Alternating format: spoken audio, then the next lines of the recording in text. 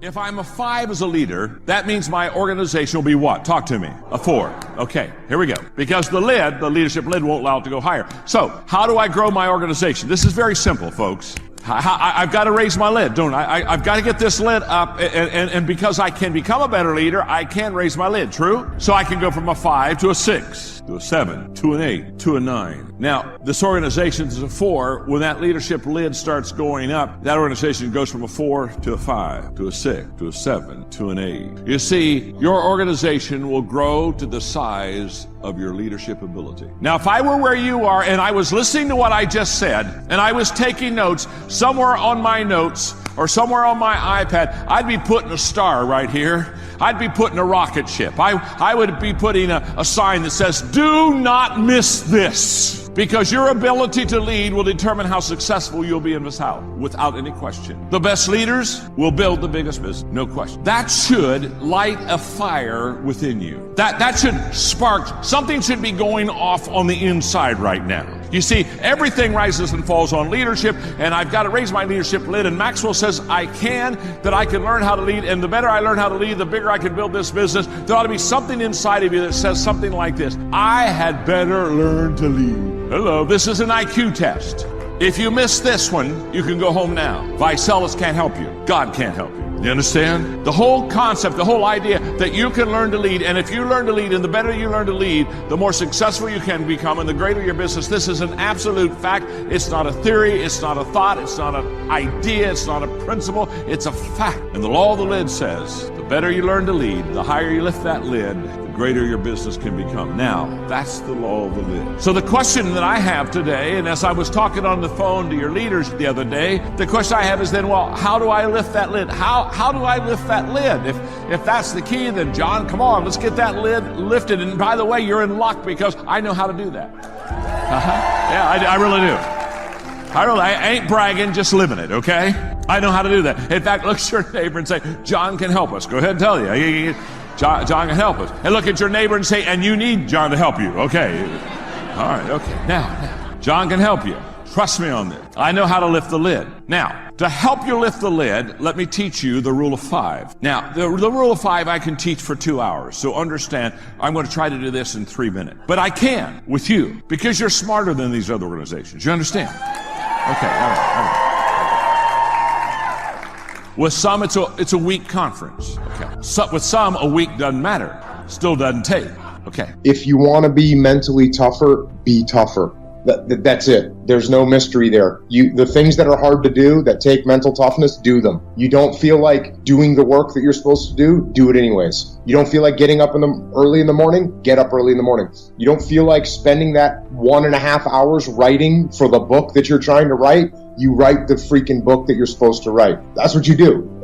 There's no magic pill. There's no brain waves that you can hook into a machine. There's no meditation that's going to get you there. What you do is the things that you don't feel like doing, do them anyways. Just be tougher. And when I'm writing, I only write 1,000 words a day, which takes me about an hour. And after that, I want to go do something else. So 2,000 words a day, I'm guessing that probably takes you around 2 hours unless you're just a really fast writer. No, it takes me about 2.5 hours. Well, there you go. So that's how you get it done.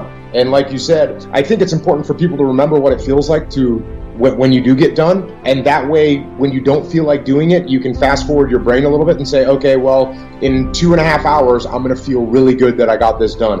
And you can add to that fact that in 30 days, you're going to have 60,000 words, which is almost a whole book. So think about that and sit your ass down and start writing. Guys that maintain discipline are guys that move on to their next mission.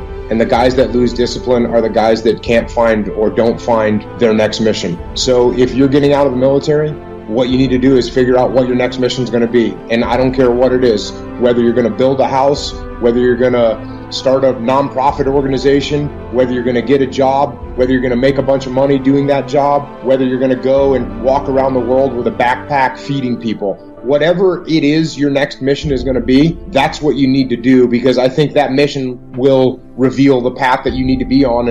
And military guys can tap into the fact that they know what it takes to be disciplined. They can tap back into that to accomplish their next mission as long as they figure out what that next mission is going to be.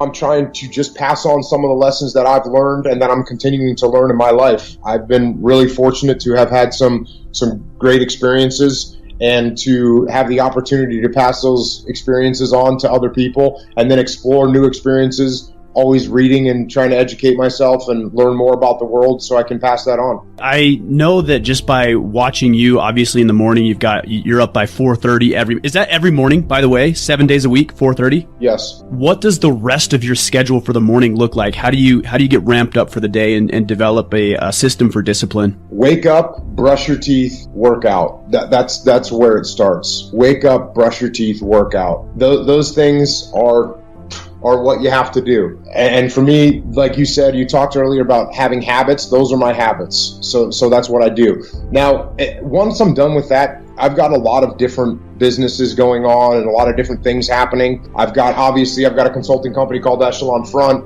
where we go around and work with companies all over the world now, which is awesome. So I have to talk to clients, return calls to clients, email clients, look through information that they've sent me. So I have to do that. I have to write each day. I have to prepare for the podcast that I do, which takes a lot of time to prepare for. And of course, I have to do jiu-jitsu and surf, which are very important things. And then I got a family, so I spend time with them. That's what my day is. My day is just get up and go and get the things done that I know I need to get done.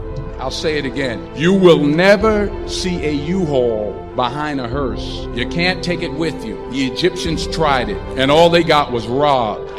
So the question is, what are you going to do with what you have? I'm not talking about how much you have. Some of you are business majors. Some of you are theologians, nurses, sociologists. Some of you have money. Some of you have patience. Some of you have kindness. Some of you have love. Some of you have the gift of long suffering. Whatever it is, whatever your gift is, what are you going to do with what you have? All right, now here's my last point about Phil. Sometimes it's the best way to figure out where you're going. Your life will never be a straight path. I began at Fordham University as a pre-med student. I took a course called cardiac morphogenesis. I still can't say it. Cardiac morphogenesis. I couldn't read it. I couldn't say it. I sure couldn't pass it. So then I decided to go into pre-law, then journalism. And with no academic focus, my grades took off in their own direction. Yeah, down. I was a 1.8 GPA one semester, and the university very politely suggested that it might be better to take some time off. I was 20 years old. I was at my lowest point. And then one day, and I remember the exact day, March 27th, 1975, I was helping my mother in her beauty shop. My mother owned a beauty shop up in Mount Vernon. And there was this older woman who was considered one of the elders in the town. And I didn't know her personally, but I was looking in the mirror, and every time I looked at the mirror, I could see her behind me, and she was staring at it. She just kept looking at me. Every time I looked at her, she kept giving me these strange looks. So she finally took the dryer off her head and she said something I'll never forget. First of all, she said, "Somebody give me a piece of paper. Give me a piece of paper." She said, "Young boy, I have a prophecy, a spiritual prophecy." She said, "You are going to travel the world and speak to millions of people." Now mind you, 20 years old, I'm flunked out of school. In fact, like a wise ass, I'm thinking to myself, maybe she's got something in that crystal ball about me getting back into school next fall. But maybe she was onto something, because later that summer, while working as a counselor at a YMCA camp in Connecticut, we put on a talent show for the camp. And after the show, another counselor came up to me and asked, "Have you ever thought about acting? You're good at that." So when I got back to Fordham that fall, I got in, I changed my major once again for the last time. And in the years that followed, just as that woman prophesied, I have traveled the world, and I have spoken to millions of people through my movie. Millions who up till this day couldn't see me. Who up till this day I couldn't see while I was talking to them, and they couldn't see me. They could only see the movie. They couldn't see the real me. But I see you today, and I'm encouraged by what I see, and I'm strengthened by what I see, and I love what I see.